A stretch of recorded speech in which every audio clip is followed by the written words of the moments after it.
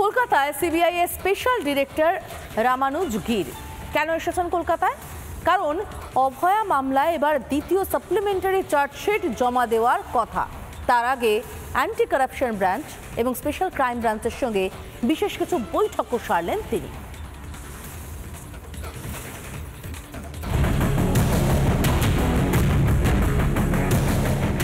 হাহুতাশের কোনো জায়গা নেই। অভয়ার ধর্ষণ ও খুনের মামলায় এখনো জারি রয়েছে তদন্ত প্রক্রিয়া।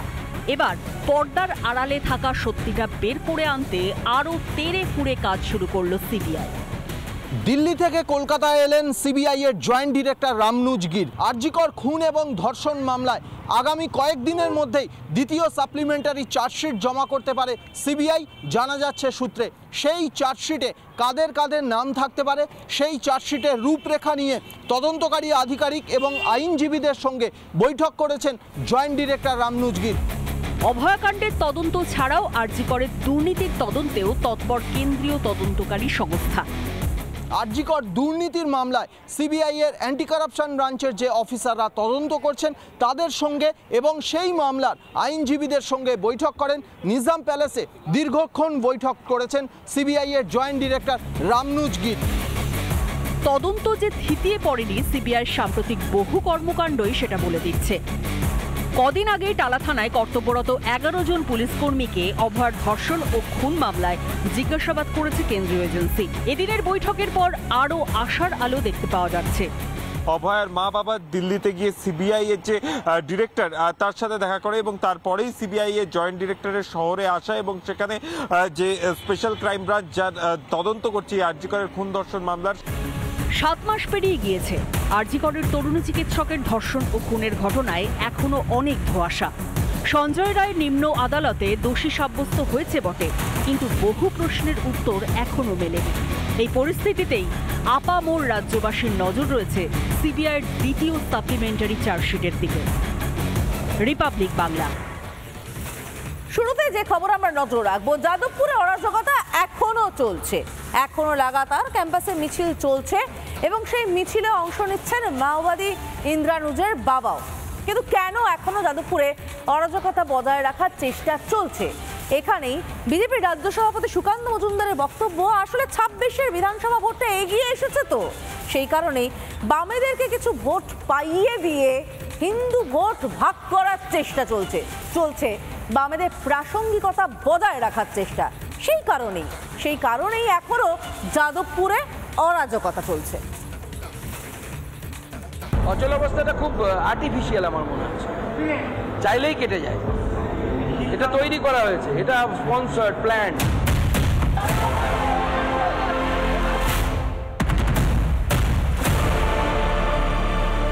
বিধানসভা ও লোকসভায় শূন্য বামেরা আচমকাই কিছুটা মাইলেজ পেয়েছে যাদবপুর বিশ্ববিদ্যালয়ের ঘটনায়।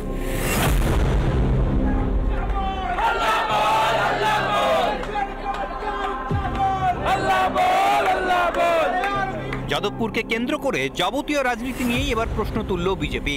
অচল অবস্থাটা খুব আর্টিফিশিয়াল আমার মনে হচ্ছে, চাইলেই কেটে যায়। এটা তৈরি করা হয়েছে, এটা স্পন্সর্ড, প্ল্যান্ড। স্পন্সর্ড এবং প্ল্যান্ড এত সহজে হবে না। এই পক্ষ ওকে উস্কাবে, আর এক পক্ষ তাকে, এবং এটা চলবে। এটা হাইপ দেওয়ার কাজ, আমরা জানি তো। এটা খুব পেটি পলিটিক্স। বাংলার মানুষকে বোকা বানানোর চেষ্টা করা হচ্ছে। আমার বিশ্বাস বাংলার মানুষ বোকা হবে না। নির্বাচনকে মাথায় রেখেই কি বামেদের বাড়তি মাইলেজ পাইয়ে দিচ্ছে তৃণমূল? অভিযোগ সুকান্ত মজুমদারের। বাম এবং তার সাথে তৃণমূল, এদের নিজেদের পরস্পরের পিঠ চুলকে দেওয়ার প্রতিযোগিতা চলছে। বামেদের পিঠ চুলকে দেবে তৃণমূল, আর তৃণমূলের পিঠ চুলকে দেবে বামপন্থী। এবার বামেদেরকে এই উত্থান একটু তুলিয়ে দেওয়া হচ্ছে, জাগিয়ে দেওয়া হচ্ছে কুম্ভকর্ণের ঘুম থেকে, যাতে কিছু হিন্দু ভোট কাটতে পারে। কারণ জানেন মমতা বন্দ্যোপাধ্যায় যে হিন্দু ভোট যদি আর 4% কনসলিডেট হয়ে যায় তাহলে পরে বিপদ। যত সময় গড়াচ্ছে ততই তৃণমূলের মাথা ব্যথার কারণ হয়ে দাঁড়াচ্ছে হিন্দু ঐক্য।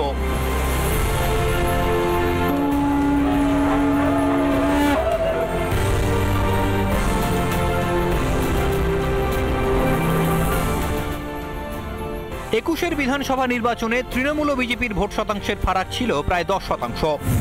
হিন্দু ভোট একত্রিত হলেই সেই ফারাক মুছে যেতে পারে 26-এ। 4 থেকে 6% ভোট এদিক ওদিক হলেই চাপে পড়তে পারে শাসক দল। বাংলার রাজনৈতিক পরিসরে বামেরা এখন একেবারেই অপ্রাসঙ্গিক। যাদবপুরের ঘটনাকে কেন্দ্র করে আদতে কি বামেদেরই প্রাসঙ্গিক করতে চাইছে তৃণমূল? 26-এ বিরোধী ভোট ভাগ হলে আখেরে লাভ তো তাদেরই।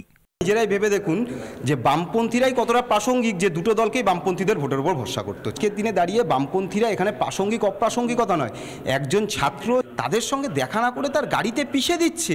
হিন্দু মুসলমান কিছু নেই, হিন্দু আর মুসলমান, বাংলার যে হিন্দু মুসলমান সব কিন্তু তৃণমূলকেই ভোট দিয়েছে, তৃণমূলকেই আশীর্বাদ দেয়, তাই জন্য আমরা আশীর্বাদ দিয়েছে, তাই জন্য আমরা এবারে 2215 পেয়েছি। জনগণ দেখছে 26-এ আবার ওরা আমাদেরকেই আশীর্বাদ দেবে, আবার আমরাই আসবো।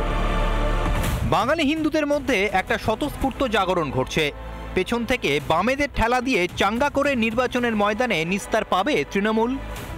আমি সর্বধর্মের লোক, এটা নিয়ে আমি বেশি গর্ববোধ করি। আপনাকে এসে কি বলবো নাকি? ধর্ম যার যার হৃদয়ের ব্যাপার। রিপাবলিক বাংলা। কল্যাণ আছেন কল্যাণে, হাইকোর্টে বিচারপতির সঙ্গে দাঁড়িয়েও তর্কাতর্কি জুড়ে দিলেন। অবশ্য বেগতিক যেই বুঝতে পেরেছেন, পত্রপাঠ ক্ষমাও চেয়ে নিয়েছেন। সংসদে দাঁড়িয়ে দেশের উপরাষ্ট্রপতিকে অপমান।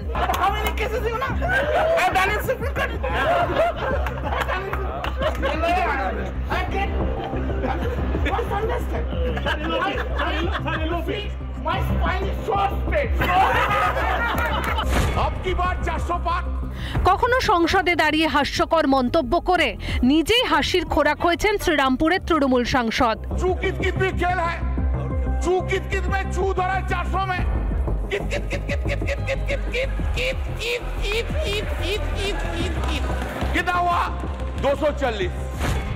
জেপিসি বৈঠকেও রক্তারক্তি কাণ্ড বাঁধানো কল্যাণের কাছে যেন মামুলি ব্যাপার। এবার আদালতেও বিচারপতির সঙ্গে গলাবাজি করে বসলেন আইনজীবী কল্যাণ বন্দ্যোপাধ্যায়। যাদবপুর বিশ্ববিদ্যালয়ের গোলমালের ঘটনা নিয়ে আদালতে বেনজির বিতর্ক। শনিবার বিশ্ববিদ্যালয়ে ব্রাত্য বসুর উপস্থিতিতে যে লঙ্কা কাণ্ড বাঁধে, তাতে পুলিশের ব্যর্থতাকেই দায়ী করেন বিচারপতি তীর্থঙ্কর ঘোষ, আর তাতেই আপত্তি জানান আইনজীবী কল্যাণ বন্দ্যোপাধ্যায়। বিচারপতি তীর্থঙ্কর ঘোষ বলেন, ঘটনার দিন মন্ত্রীর ওপর ঝাঁপিয়ে পড়ে জনতা, কতজন পিএসও জখম খোঁজ নিন, তাহলে নিরাপত্তা দেওয়ার দরকার কি? যাই বলুন, পুলিশের দিক থেকে দুর্বলতা ছিল। পাল্টা উত্তরে কল্যাণ বলেন, পুলিশের ব্যর্থতা নয়, এটা বিশ্ববিদ্যালয়ের ত্রুটি। মন্ত্রীর প্রটোকলের কথাও মনে করিয়ে দেন বিচারপতি।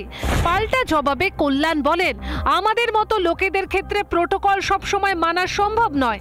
বিচারপতি বলেন, ক্যাবিনেট পোস্টের মন্ত্রী, প্রটোকল মানা উচিত। বিচারপতি ঘোষ আরও বলেন, আমার মনে হয়েছে কোর্টের ভাবমূর্তি নষ্টের চেষ্টা হয়েছে। গঠনমূলক সমালোচনা এক জিনিস, আর মেলাইন করা আরেক জিনিস। বিচারপতির এই কথা শুনে কল্যাণ বলেন, আমি দুঃখিত। আমি যদি কোর্টকে অসম্মান করে থাকি, তাহলে আমি আর এই কোর্টে শুনানির জন্য আসব না। কল্যাণের এই চিৎকার আসলে অভ্যাসে পরিণত হয়েছে, খোঁচা বিজেপির। কল্যাণবাবুর কি সমস্যা আমি জানি না, তবে আমরা যেখানেই দেখি ওনাকে চিৎকার করতেই দেখি। যে লোকসভার মতো জায়গায় গিয়ে চিৎকার চেঁচামেচি করবে, সে তো কোর্টে গিয়ে ওরকম চিৎকার চেঁচামেচি করবে। আদালতে আসলে পুলিশের ভূমিকাকে ঢাকার চেষ্টা করেন কল্যাণ বন্দ্যোপাধ্যায়। কল্যাণ আর কতবার অকল্যাণকর হয়ে উঠবে? রিপাবলিক বাংলা। নানা ধরনের কন্টেন্ট দেখার জন্য লাইক করুন, শেয়ার করুন আমাদের ফেসবুক পেজ, সাবস্ক্রাইব করুন আমাদের ইউটিউব চ্যানেল। পাশাপাশি অন্যান্য ব্রেকিং নিউজের জন্য অবশ্যই চোখ রাখুন রিপাবলিক বাংলায়।